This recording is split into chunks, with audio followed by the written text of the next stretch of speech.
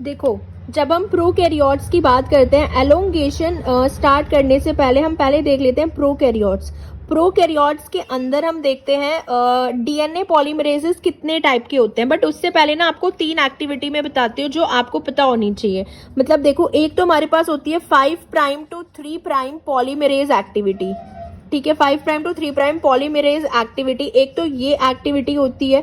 ठीक है, एक हमारे पास होती है 5 prime to 3 prime exonuclease activity. इनके बीच में ना डिफरेंसेस एकदम अच्छे से याद कर लो, क्योंकि इस पे बहुत क्वेश्चन आते हैं। 5 prime to 3 prime exonuclease activity, and एक होती है हमारे पास 3 prime to 5 prime exonuclease activity. 3 prime to 5 prime exonuclease activity.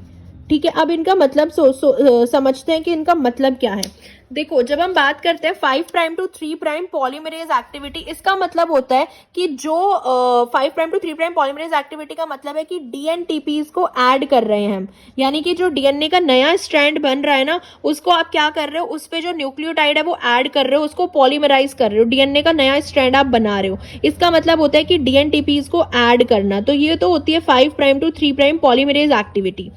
अब अगर कहीं पे आ रहा है कि 5 prime to 3 prime exonuclease activity, ये वाली जो एक्टिविटी होती है 5 prime to 3 prime exonuclease activity, ये होती है प्राइमर रिमूवल। ठीक है, यानी कि जो हम प्राइमर ऐड करते हैं ना डीएनए में, जो हम प्राइमर ऐड करते हैं उन प्राइमर को रिमूव भी तो करना होता है। सो प्राइमर रिमूवल एक्टिविटी हम किसको बोलते हैं? 5 prime to 3 prime exonuclease activity. और जो 3 prime to 5 prime exonuclease activity हो रहा है, यानी कि उल्टा जा रहा है वो 3 प्राइम टू 5 प्राइम, ये होती है प्रूफ रीडिंग एक्टिविटी। जब जो है हम पूरा जो है पीछे से मतलब प्रूफ रीड करते हैं कि हाँ डीएनए में जो है सब कुछ अच्छे से अटैच हो गया ना डीएनटीपीज, तो इसको हम बोलते हैं प्रूफ रीडिंग एक्टिविटी। तो ये 3 एक्टिविटी जो है एकदम याद कर लो। ठीक है, एक्टिविटी याद कर लो, क्योंकि 5 प्राइम टू 3 प्राइम पॉलीमरेज मतलब नॉर्मली जो हम डीएनटीपीज ऐड करते हैं, ये तो नॉर्मल एक्टिविटी होती है। ठीक है, तो 5 prime to 3 prime polymerase activity जिसमें हम नॉर्मल हमारे जो न्यूक्लियोटाइड है वो आ रहे हैं एंड पॉलीमरेज एंजाइम उनको ऐड करता जा रहा है। और 5 प्राइम टू 3 प्राइम अगर एक्सोन्यूक्लियस दिख गया कहीं पे, 5 प्राइम टू 3 प्राइम एक्सोन्यूक्लियस, इसका मतलब है प्राइमर रिमूवल, कि जो प्राइमर है उसको रिमूव करने वाली जो एक्टिविटी है वो उसके पास है। और 3 प्राइम टू 5 प्राइम उल्टा आ गया ना कहीं पे, 5 प्राइम टू 3 प्राइम तो होती है, 3 प्राइम टू 5 प्राइम अगर उल्टा आ गया तो मतलब प्रूफ रीडिंग एक्टिविटी है। ठीक है, तो ये 3 एक्टिविटी हमने याद कर लिए, 1, 2 एंड 3। अब हम देखते हैं कि प्रोकैरियोट्स के अंदर डीएनए पॉलीमरेजेस कितने टाइप के होते हैं। तो जब हम प्रोकैरियोट्स में बात करते हैं ना, बैक्टीरिया के अंदर जो डीएनए पॉलीमरेज होता है, यानी कि जो डीएनटीपीज को ऐड कराता है एंजाइम, वो 5 होते हैं। सो डीएनए पॉलीमरेज 1 होता है, देन डीएनए पॉलीमरेज 2 होता है, डीएनए पॉलीमरेज 1, 2, डीएनए पॉलीमरेज 3 होता है, DNA polymerase 4 and DNA polymerase 5 होता है। ठीक है, 5 तरीके के डीएनए पॉलीमरेज मिलते हैं इन प्रोकैरियोट्स। अब देखो, ये जो एक्टिविटी होती है ना, अभी हमने देखा कि 5 prime to 3 prime activity, polymerase activity क्या होती है, जिसमें डीएनटीपीज को ऐड करना होता है, 5 prime to 3 prime polymerase activity. और एक हमने देखी कि 5 prime to 3 prime exonuclease activity, जिसमें प्राइमर रिमूवल होता है। एंड एक हमने देखी 5 prime to 3 prime to 5 prime exonuclease activity, जो प्रूफ रीडिंग एक्टिविटी होती है। तो ये हम देखते हैं जो डीएनए पॉलीमरेज 1 होता है ना, इसके पास ये तीनों एक्टिविटी होती है। ये क्या कर सकता है? पॉलीमराइजेशन कर सकता है, डीएनटीपीज को ऐड कर सकता है, प्राइमर रिमूव भी कर सकता है। डीएनए पॉलीमरेज 1 याद रखना, प्राइमर रिमूवल सिर्फ और सिर्फ डीएनए पॉलीमरेज 1 के पास होती है, प्राइमर रिमूवल एक्टिविटी। एंड जो 3 prime to 5 prime proof reading होती है ना, ये भी इसके पास होती है। तो देखो, जो डीएनए पॉलीमरेज एक्टिविटी होती है, यानी कि 5 प्राइम टू 3 प्राइम जो डीएनटीपीज ऐड करने होते हैं, ये सबके पास होती है।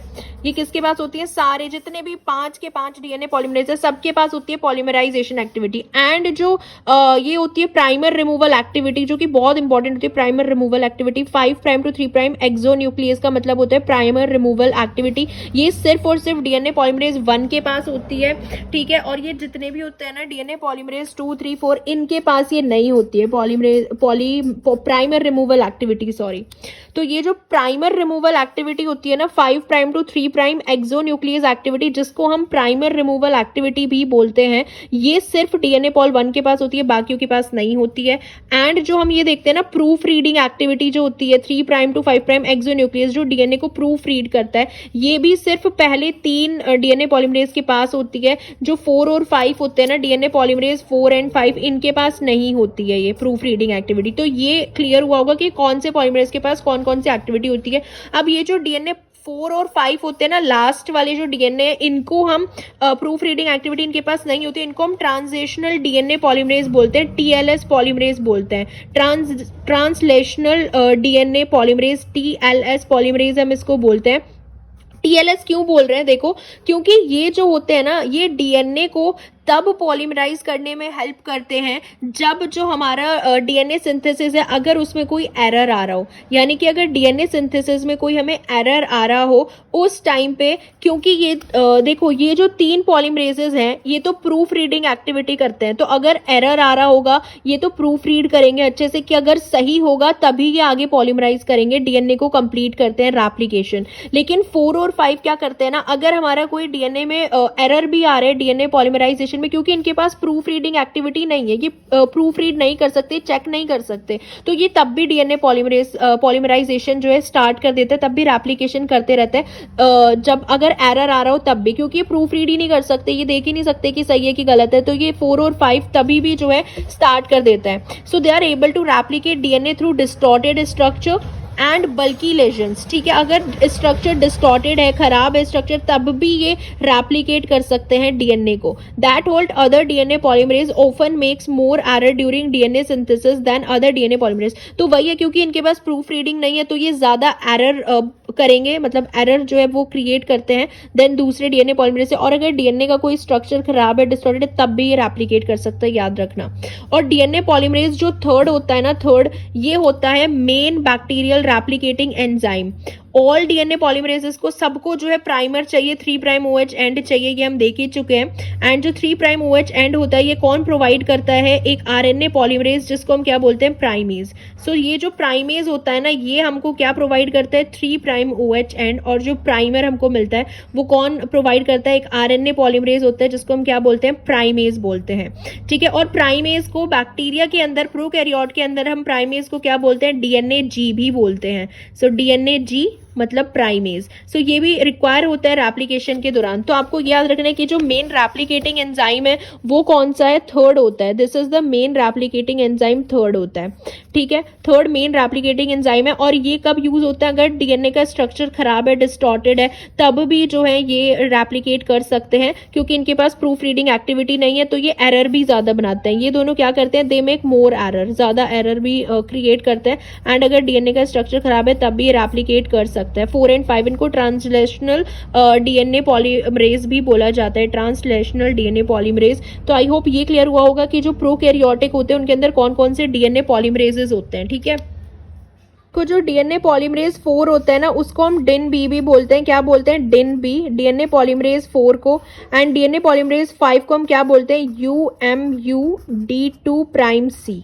ठीक है, ये हम किसको बोलते हैं, डीएनए पॉलीमरेज 5 को बोलते हैं। डीएनए पॉलीमरेज 4 को हम क्या बोलते हैं, डिन बी। एंड UMUD2'C बोलते हैं डीएनए पॉलीमरेज 5 को, ये इनका नाम है। हमने जो बैक्टीरिया है उसके अंदर हमने देखा कि डीएनए पॉलीमरेज कितने टाइप के होते हैं, 1, 2, 3, 4 एंड 5।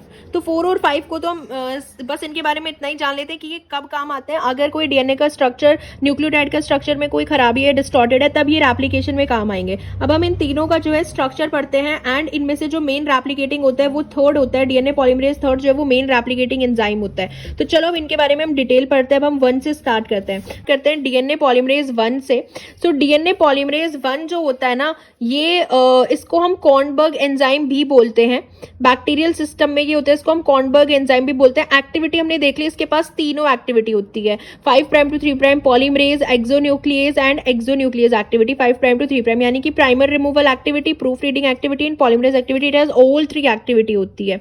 ठीक है, और बैक्टीरियल सेल में सबसे ज्यादा जो कंसेंट्रेशन में प्रेजेंट होता है ना, ये यही होता है, डीएनए पॉलीमरेज 1 ही होता है। इसको हम क्या बोलते हैं, कॉर्नबर्ग एंजाइम भी बोलते हैं। सो डीएनए पॉलीमरेज 1 को हम क्या बोलते हैं, कॉर्नबर्ग एंजाइम भी बोलते हैं। तो डीएनए पॉलीमरेज क्या करता है ना, देखो डीएनए पॉलीमरेज का काम क्या है, न्यूक्लियोटाइड को ऐड कराना एंड रेप्लिकेशन को कंप्लीट कराना। सो ये हमारा डीएनए का एक टेम्पलेट है। ठीक है, पहले इसको प्राइमर की जरूरत पड़ती है, जैसे ही प्राइमर के बाद आता है ये डीएनए पॉलीमरेज 1। प्राइमर को हम क्या बोलते हैं, इसमें जो प्राइमेज होता है उसको क्या बोलते हैं, डीएनए जी भी बोलते हैं। तो देखो जो डीएनए पॉलीमरेज 1 जब आता है ना, ये जो है ना, जैसे ये स्टार्ट करता है न्यूक्लियोटाइड की सिंथेसिस, तो ये बहुत ही जल्दी क्या हो जाता है, डिसोसिएट हो जाता है। तो डीएनए पॉलीमरेज 1 जो है ये बहुत जल्दी डिसोसिएट हो जाता है।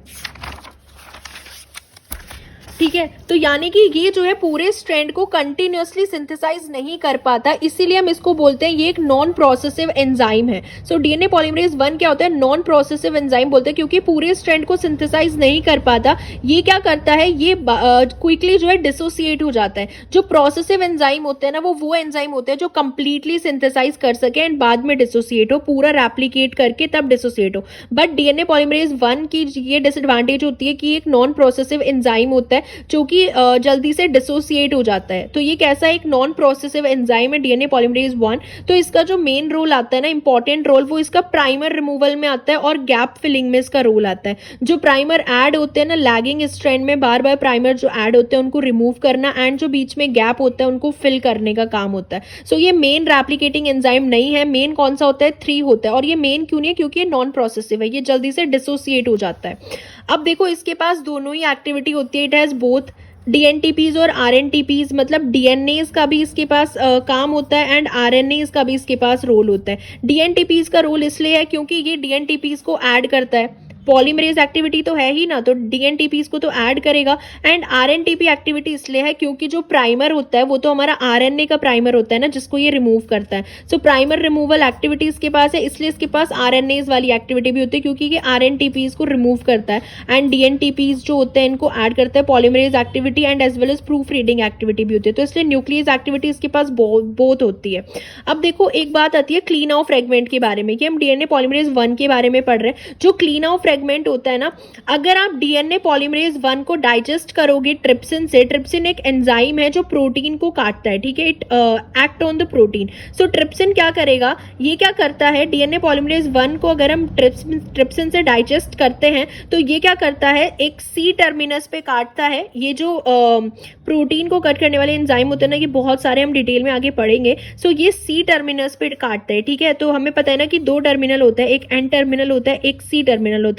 तो ये सी टर्मिनल वाली साइड काटता है, और कहां पे काटेगा, जहां पे लाइजीन और आर्जिनिन अमाइनो एसिड इसको दिखेंगे। सो इसको क्या दिखते हैं, अगर इसको लाइजीन दिखता है, लाइजीन को हम के से डिनोट करते हैं, एंड आर्जिनिन। सो जहां पे इसको के और आर, लाइजीन और आर्जिनिन अमाइनो एसिड दिखते हैं ना, वहां पे ये कट कर देता है पॉलीपेप्टाइड को, ठीक है, कौन, ट्रिप्सिन। तो जब हम डीएनए पॉलीमरेज 1 को ट्रिप्सिन से डाइजेस्ट करते हैं तो ट्रिप्सिन इसको कट कर देता है, ठीक है, डीएनए पॉलीमरेज 1 को कट कर देता है। उसको कट करने के बाद ना डीएनए पॉलीमरेज 1 के 2 फ्रेगमेंट बनते हैं। एक तो हमारे पास लार्ज फ्रेगमेंट बनता है जिसको हम बोलते हैं क्लीन आउट फ्रेगमेंट, एंड एक हमारे पास स्मॉल फ्रेगमेंट बनता है। तो जो लार्जर फ्रेगमेंट होता है ना डीएनए पॉलीमरेज 1 का क्लीन आउट फ्रेगमेंट, इसके पास देखो कौन सी एक्टिविटी होती है, पॉलीमरेज तो है ही इसके पास, और प्रूफ रीडिंग होती है। Clean out fragment DNA polymerase का वो पार्ट होता है जिसके पास जो प्राइमर रिमूवल एक्टिविटी होती है ना, प्राइमर रिमूवल किसको बोलते हैं, 5 prime to 3 prime exonuclease activity, वो एक्टिविटी इसके पास नहीं होती है। क्लीन आउट फ्रेगमेंट के पास प्राइमर रिमूवल एक्टिविटी नहीं होती है, और ये लार्जर फ्रेगमेंट होता है डीएनए पॉलीमरेज का, डीएनए पॉलीमरेज 1 का। और जो स्मॉलर फ्रेगमेंट आ जाता है उसके पास होती है primer removal activity. So clean out fragment आ जाए तो क्लीन आउट फ्रेगमेंट क्या होता है, डीएनए पॉलीमरेज 1 का ही पार्ट है। जब हम उसको प्रोटीन से डाइजेस्ट करते हैं तो जो लार्जर फ्रेगमेंट होता है उसको हम क्लीन आउट फ्रेगमेंट बोलते हैं, एंड क्लीन आउट फ्रेगमेंट के पास जो होता है प्राइमर रिमूवल एक्टिविटी नहीं होती है। So this is all about DNA polymerase 1, ठीक है। हम जो है इसमें भी देख सकते हैं कि डीएनए पॉलीमरेज 1 के अंदर जो जीन होते हैं वो स्ट्रक्चरल जीन होते हैं, पॉल ए जीन होते हैं स्ट्रक्चरल जीन। सब यूनिट इसमें एक ही होती है डीएनए पॉलीमरेज 1 में, ठीक है। और अगर हम इसकी बात करें एक्सोन्यूक्लियस एक्टिविटी इसके पास होती है, हाँ, 3 prime to 5 prime proof reading वाली होती है, एंड 5 प्राइम टू 3 प्राइम इसके पास होती है, यस, 5 प्राइम टू 3 प्राइम, यानी कि कौन सी एक्टिविटी, प्राइमर रिमूवल एक्टिविटी भी होती है। एंड पॉलीमराइजेशन रेट देखो इसका कितना कम है, क्योंकि ये एक नॉन प्रोसेसिव एंजाइम होता है, तो ये सिर्फ 20 न्यूक्लियोटाइड पर सेकेंड ही ऐड करता है, और प्रोसेसिविटी है सिर्फ 200 न्यूक्लियोटाइड ऐड करेगा, एंड उसके बाद क्या कर देगा, डिसोसिएट हो जाता है। तो ये डीएनए को रिपेयर में हेल्प करता है, गैप फिलिंग में हेल्प करता है, एंड प्राइमर रिमूवल में हेल्प करता है, डीएनए पॉलीमरेज 1। और clean out fragment DNA polymerase का वो पार्ट है जिसके पास प्राइमर रिमूवल एक्टिविटी नहीं होती है, ठीक है। तो आई होप डीएनए पॉलीमरेज 1 के बारे में ये क्लियर हुआ होगा। अब हम आ जाते हैं डीएनए पॉलीमरेज 2 के बारे में। इसका स्ट्रक्चरल जीन होता है पोल बी, सब यूनिट इसकी एक ही होती है। इसके पास हम ऑलरेडी देख चुके हैं जो 3 prime to 5 prime exonuclease activity होती है, यानी कि प्रूफ रीडिंग एक्टिविटी इसके पास होती है, बट प्राइमर रिमूवल नहीं होती है। एंड इसका जो न्यूक्लियोटाइड रेट होता है वो कैसा होता है, 40 न्यूक्लियोटाइड पर सेकेंड, एंड इसकी प्रोसेसिविटी थोड़ी ज्यादा होती है, 1500 न्यूक्लियोटाइड होती है इसकी प्रोसेसिविटी, एंड ये डीएनए रिपेयर में हेल्प करता है बस। So DNA polymerase 2 DNA repair में। 1 याद रखना, ये प्राइमर रिमूवल में बहुत इंपॉर्टेंट है, डीएनए पॉलीमरेज 1 प्राइमर रिमूवल में। अब हम आ जाते हैं डीएनए पॉलीमरेज 3 जो कि हमारा मेन एंजाइम होता है। तो हमारा मेन एंजाइम कौन सा होता है? DNA polymerase 3। अब हम इसके बारे में देखते हैं डीप। डीएनए पॉलीमरेज 3 इसकी देखो सब यूनिट कितनी होती है? डीएनए पॉलीमरेज 3 की 10 सब यूनिट होती है एंड स्ट्रक्चरल जीन इसमें होता है पोल सी एंड सब यूनिट 10 होती है। अब देखते हैं ये क्या काम करता है एंड इसकी प्रोसेसिविटी क्या होती है। तो अब हम बात करते हैं डीएनए पॉलीमरेज 3 की। डीएनए पॉलीमरेज 3 जो होता है बैक्टीरियल में ये मेन रेप्लिकेटिंग एंजाइम है। तो मेन यही होता है, हमने देखा था इसके अंदर 10 सब यूनिट होती है। ये एक प्रोसेसिव एंजाइम होता है। प्रोसेसिव मतलब ये पूरी रेप्लिकेशन को कंप्लीट करेगा।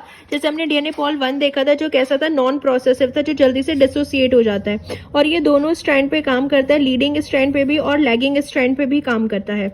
तो आरएनए प्राइमर जैसे ही लगेगा, जैसे 3 प्राइम पे आरएनए प्राइमर ऐड हो जाता है 3 प्राइम स्ट्रैंड के वहां पे, फिर आरएनए प्राइमर को ये एक्सटेंड करता है एंड जो नया डीएनटीपी होता है ना, जो नए डीऑक्सीराइबो न्यूक्लियोटाइड जो होते हैं वो आते हैं डीएनटीपीज, उनको ये ऐड करता चला जाता है। तो यानी कि एक नया डीएनए का स्ट्रैंड बन जाता है जो कि क्या होता है? पॉलीन्यूक्लियोटाइड। तो बार बार न्यूक्लियोटाइड को अटैच करता चला जाता है कौन? DNA polymerase 3। It is a main replicating enzyme. ये 3 प्राइम OH जो होता है प्राइमर पे, प्राइमर में 3 प्राइम OH ग्रुप देता है। सो ये प्राइमर को क्या करता है? एक्सटेंड करता है। इसके पास पॉलीमरेज एक्टिविटी तो होती ही है, इसके पास exonuclease activity, proof reading activity होती है, लेकिन प्राइमर रिमूवल एक्टिविटी नहीं होती है। प्राइमर रिमूवल एक्टिविटी सिर्फ और सिर्फ किसके पास होगी? डीएनए पॉलीमरेज 1 के पास होगी। एंड अगर क्लीन आउट फ्रेगमेंट भी कहीं आ रहा है ना, क्लीन आउट फ्रेगमेंट के पास भी प्राइमर रिमूवल एक्टिविटी नहीं होती है। ठीक है, तो ये हमने देखा डीएनए पॉलीमरेज 3 के बारे में। अब इसके डीएनए पॉलीमरेज की जब हम बात करते हैं ना, हमने अभी देखा कि डीएनए पॉलीमरेज जो है वो 10 सब यूनिट से मिलके बना हुआ होता है। ठीक है, उसके अंदर क्या होती है? 10 सब यूनिट्स होती हैं। सबसे पहले तो देखो ये पूरा स्ट्रक्चर होता है डीएनए पॉलीमरेज 3 का। इसके ये एक एसिमेट्रिक डाइमर होता है। देखो एक तो इसके अंदर होता है ये कैटालिटिक कोर। कैटालिटिक कोर के अंदर क्या होते हैं?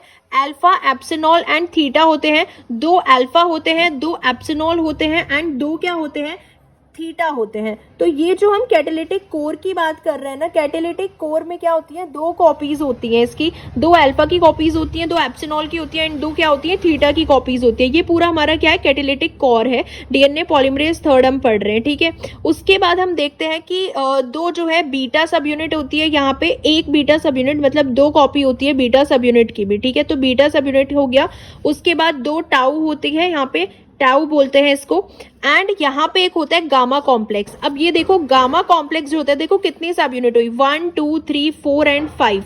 ये क्या हो गई हमारे पास? पूरी 5 सब यूनिट तो हमारी ये हो गई। बस ये तो इसी की कॉपी है ना, तो ये भी मतलब 5 सब यूनिट ये हमारी हो गई। अब जो गामा कॉम्प्लेक्स होता है वो अकेला जो गामा कॉम्प्लेक्स होता है ना, वो 5 सब यूनिट का मिलके बना हुआ होता है गामा कॉम्प्लेक्स। तो गामा कॉम्प्लेक्स के अंदर कौन कौन से सब यूनिट आ जाती है? गामा कॉम्प्लेक्स के अंदर आ जाती है, एक तो गामा ही आ जाएगी, गामा आ जाती है। फिर एक होती है हमारे पास डेल्टा, एक हमारे पास होती है डेल्टा प्राइम। फिर ये हमारे पास होता है जिसको हम बोलते हैं साई बोलते हैं एंड ये हमारे पास होता है काई। ठीक है, काई होता है, साई होता है, delta prime, delta and gamma. ये जो 5 सब यूनिट होती है ना, इनका मिलके क्या बना हुआ है? Gamma complex. तो गामा कॉम्प्लेक्स अकेला 5 सब यूनिट का हो गया एंड 5 सब यूनिट ये हो गई 1 2 3 4 एंड 5। तो 5 सब यूनिट ये हो गई। ये तो इसी की कॉपीज है ना, ये 2 कॉपीज इनकी प्रेजेंट होती हैं, बट ये क्या होती है? एक ही सब यूनिट है। तो यानी कि 5 सब यूनिट ये हो गई एंड 5 सब यूनिट का हमारा क्या बना हुआ है? गामा कॉम्प्लेक्स बना हुआ है 5 सब यूनिट का। तो टोटल हमारे पास कितनी सब यूनिट होती है? इनकी 10 सब यूनिट प्रेजेंट होती है डीएनए पॉलीमरेज 3 की अगर हम बात कर रहे हैं। अब इनका फंक्शन देख लेते हैं। तो इस तरीके का स्ट्रक्चर होता है। ठीक है, alpha, epsilon, theta, catalytic core, then beta होता है, देन टाउ होता है एंड गामा कॉम्प्लेक्स जो 5 सब यूनिट का मिलके बना हुआ होता है। Gamma, delta, delta prime, Sai and काई। उसके बाद हम देखते हैं इनका फंक्शन क्या होता है। डीएनए पॉलीमरेज 3 जो होता है ये एक होलो एंजाइम है, मतलब ये कंप्लीट एंजाइम है, इसको किसी की जरूरत नहीं है, ये अपने आप में पूरा कंप्लीट एंजाइम है। इसके पास ये जो कोर एलिमेंट होते हैं ना, कैटालिटिक कोर जो होते हैं, इनका काम देखो, अल्फा का काम होता है पॉलीमराइजेशन करना। वही polymerization activity 5 prime to 3 prime जो मेन पॉलीमराइजेशन एक्टिविटी होती है वो करता है। एंड जो एप्सिनॉल होता है ये क्या करता है? प्रूफ रीडिंग एक्टिविटी होती है इसकी। 3 prime to 5 prime exonuclease activity होती है, प्रूफ रीडिंग एक्टिविटी। एंड जो थीटा होता होता है ये इसकी प्रूफ रीडिंग एक्टिविटी को एनहेंस करता है। तो इस मेन पॉलीमराइजेशन किसका है, अल्फा का है, इसका प्रूफ रीडिंग का काम है, एंड थीटा जो होता है ये इसी को एनहेंस करता है। ठीक है, तो इसका हमने पूरा यूज देख लिया है कि जो अल्फा होता है इसका एप्सिलॉन एंड थीटा का क्या काम होता है। देखो जो बीटा होता है ना ये एज अ स्लाइडिंग क्लैंप की तरह काम करता है, यानी कि जो प्राइमर जो डीएनए होता है ना उसके ऊपर ये ऐसा स्लाइड करके जाता है, एक स्लाइडिंग क्लैंप की तरह काम करता है, तभी तो ये पूरे डीएनए को एक साथ रेप्लिकेट कर पाता है। और गामा कॉम्प्लेक्स क्या होता है, ये गामा कॉम्प्लेक्स क्लैंप लोडर होता है। इस बीटा क्लैंप को उस डीएनए पे लोड करने का काम कौन करता है, gamma complex. So gamma complex जो है बीटा क्लैंप को लोड करता है, उसके बाद वो ऐसे स्लाइड करते हुए जाते हैं, स्लाइडिंग क्लैंप, एंड ये जो कोर एलिमेंट्स होते हैं ये अपना काम करते रहते हैं, पॉलीमराइजेशन, प्रूफ रीडिंग वगैरह सब काम करते रहेंगे। एंड जो डाइमराइज करके रखता है इस पूरे कंपोनेंट को वो होती है टाउ। टाउ यूनिट जो होती है इसको डाइमराइज करके रखती है। ठीक है, एंड ये 1000 न्यूक्लियोटाइड पर सेकेंड जो है ऐड कर सकता है। ये टोटल 5000 न्यूक्लियोटाइड ऐड करता है, 50,000 न्यूक्लियोटाइड ये ऐड करता है। मतलब इसका जो प्रोसेसिंग रेट है वो इतना हाई है। ये नॉन प्रोसेसिंग ये जो है प्रोसेसिंग एंजाइम होता है, क्योंकि ये टोटल जो है पूरे डीएनए को एक साथ रेप्लिकेट कर देता है, एंड मेन रेप्लिकेटिंग एंजाइम यही होता है डीएनए पॉलीमरेज 3। ठीक है, तो आई होप आपको ये सारे डीएनए पॉलीमरेजेस क्लियर हुए होंगे। ये सब हम प्रोकैरियोट्स के पढ़ रहे हैं, एंड ये इस तरीके का इसका एग्जाम्पल देख सकते हो। ये जो दो होते हैं कैटालिटिक कोर जो होते हैं इनकी दो सब यूनिट प्रेजेंट होती है। टाउ होता है यहाँ पे डाइमराइजेशन यूनिट होती है। ठीक है, और ये यहाँ पे होता है ये बीटा स्लाइडिंग क्लैंप होता है, यहाँ पे 2 बीटा स्लाइडिंग क्लैंप होता है। ये कैटालिटिक कोर होता है जो अल्फा एप्सिलॉन एंड किसका मिलके बना हुआ था, थीटा का मिलके बना हुआ था। देन टाउ होता है जो डाइमराइज करता है, एंड ये पूरा हमारा क्लैंप लोडर होता है गामा, जो कि 5 सब यूनिट का मिलके बना हुआ होता है ना, गामा क्लैंप लोडर। सो ये क्लैंप लोडर इसको लोड करता है बीटा स्लाइडिंग क्लैंप को, एंड फिर ये कैटालिटिक कोर जो है अपना काम करता है। तो इस तरीके का स्ट्रक्चर जो है डीएनए पॉलीमरेज 3 का देखने को मिलता है, जिसको हम बोलते हैं होलो एंजाइम। ठीक है, जो स्लाइडिंग क्लैंप के बारे में कुछ पॉइंट हम देख लेते हैं, जिसको हम बोलते हैं dimer beta ring. So beta ring जो हमने अभी उस स्ट्रक्चर में देखा था, ये एक रिंग शेप्ड का स्लाइडिंग क्लैंप होता है। डीएनए पॉलीमरेज जो है इस पे रेप्लिकेट कर पाते हैं प्रोसेसिवली। ई कोलाई या बैक्टीरिया का जो स्लाइडिंग क्लैंप होता है वो एक डाइमेरिक बीटा रिंग होता है, और हमने देख लिया कि डाइमेरिक होता है, 2 बीटा रिंग होता है। एंड क्लैंप लोडर जो होता है गामा कॉम्प्लेक्स, वो किसका यूज करता है, एनर्जी का यूज करता है, एटीपी हाइड्रोलाइज करता है यहाँ पे। So clamp loader ATP hydrolyse करता है for the assembly of the sliding clamp को लोड करने के लिए। So clamp loader ATP hydrolysis use करता है। ठीक है, और ये हम अभी प्रोकैरियोट्स का देख रहे थे। ठीक है, तो इसलिए अब हम देखते हैं कि डीएनए पॉलीमरेज जो होता है, डीएनए पॉलीमरेज 3 जो मेन प्रोसेसिव एंजाइम होता है, सो इस का इंपॉर्टेंस क्या होता है, मतलब ये काम कैसे कर रहा है। जो ये फोस्फोडाइस्टर बॉन्ड बनाता है न्यूक्लियोटाइड पे, वो ये कैसे बनाता है, तो इसमें है ना डाइवेलेंट केटायन की जो है बहुत ज़्यादा इंपॉर्टेंस देखने को मिलती है। ठीक है, मैग्नीशियम और जिंक आयन की हम देखते हैं इनकी ज़रूरत पड़ती है फॉर द डीएनए पॉलीमरेज 3 की एक्टिविटी के लिए। मैग्नीशियम और जिंक की जो इंपॉर्टेंस है वो देखते हैं कि क्या है, कि डीएनए पॉलीमरेज 3 मेन एंजाइम है, इसको क्या ज़रूरत पड़ती है इनकी केटायंस की। तो इसके अंदर देखो, जैसे ये हमारा एक टेम्पलेट है डीएनए का, हमने यहाँ पे जो है ये एक प्राइमर लगा दिया है। प्राइमर हमें क्या देता है, 3' OH देता है। सो इस 3' OH का यूज करके डीएनए पॉलीमरेज क्या होता है, यहाँ पे गामा लोडर लोड करेगा डीएनए पॉलीमरेज को, एंड वो इसको स्ट्रैंड को एलोंगेट करेगा। ठीक है, अब जो नया न्यूक्लियोटाइड आता है ना उसको देखते हैं। ये एक नया न्यूक्लियोटाइड है, फ्री डीएनटीपी है। ठीक है, फ्री डीएनटीपी में बेस होता है, शुगर होता है, एंड ये 3 फॉस्फेट होते हैं, alpha, beta and gamma phosphate. And ये हमारा जो है 3' OH ग्रुप है हमारे पास। ठीक है, ये हमारा जो है प्राइमर का क्या है, OH ग्रुप है हमारे पास। तो ये जो OH होता है ना, 3' OH में जो हाइड्रोजन होता है ये अपनी एफिनिटी लूज कर देता है। हाइड्रोजन अपनी एफिनिटी ऑक्सीजन के लिए लूज कर देगा, तो ऑक्सीजन एक न्यूक्लियोफाइल बन जाएगा। तो ऑक्सीजन जो होता है ये क्या करता है, न्यूक्लियोफिलिक अटैक करता है अल्फा फॉस्फेट पे, जब हाइड्रोजन अपनी एफिनिटी लूज करता है। तो ऑक्सीजन क्या बन जाएगा, न्यूक्लियोफाइल स्पीसीज बन जाएगा, न्यूक्लियोफिलिक अटैक करता है अल्फा फॉस्फेट पे। जैसे ही अल्फा फॉस्फेट पे अटैक करता है तो अल्फा और बीटा के जो बीच का बॉन्ड होता है ये हाई एनर्जी बॉन्ड टूट जाता है। गामा और बीटा फॉस्फेट जो होते हैं ये एज अ पायरोफॉस्फेट यहाँ से रिलीज हो जाते हैं दोनों। एंड जो 3' O होता है एंड जो 5' का जो अल्फा फॉस्फेट है दूसरे न्यूक्लियोटाइड का, इनके बीच में जो है बॉन्डिंग हो जाती है फोस्फोडाइस्टर बॉन्ड। अब देखो मैग्नीशियम और जिंक की क्या जरूरत पड़ी, ये तो हमने देख लिया, हम ऑलरेडी पढ़ चुके हैं कि कैसे बनता है।